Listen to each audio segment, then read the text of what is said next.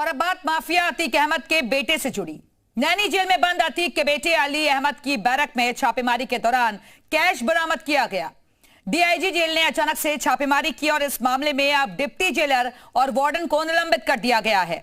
साथ ही अली के मददगारों पर एक्शन की तैयारी है। माफिया अतीक अहमद की हनक तो खत्म हो गई, लेकिन माफिया के बेटे का रौब शायद जेल की सलाखों में भी खत्म होता नहीं दिख रहा। प्रयागराज की नैनी जेल में बंद अतीक के बेटे अली अहमद की बैरक में जब छापेमारी हुई तो हैरान करने वाला खुलासा हुआ। डीआईजी जेल ने नैनी सेंट्रल जेल का औचक निरीक्षण किया। अली की बैरक में डीआईजी जेल ने अचानक छापा मारा।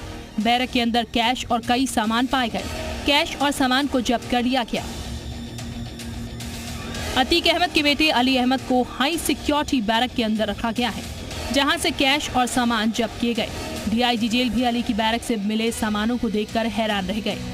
उसके पास नकदी मिलना और कई जेल मैनुअल के खिलाफ जो चीजें हैं, सामान हैं, वो उसके बैरक से बरामद होना तमाम सवालों को जन्म दे रहा है। और ऐसे में इस पूरे मामले को लेकर के डीआईजी जेल जिन्होंने निरीक्षण किया था और उसके बाद इस पूरे मामले में जो लापरवाही बरतने के आरोप में कार्रवाई है वो डिप्टी जेलर के खिलाफ की गई है और इसके साथ साथ वार्डन के खिलाफ की गई है। अब इस मामले में डेप्यूटी जेलर कांति देवी को निलंबित कर दिया गया। साथ ही वार्डन संजय द्विवेदी को भी सस्पेंड किया गया। अब इस केस में अली और उसके मददगारों पर एफआईआर दर्ज होगी। जेल मैनुअल के उल्लंघन के मामले में एक्शन की तैयारी है। अब इस केस में डीआईजी जेल ने जांच के आदेश दे दिए हैं।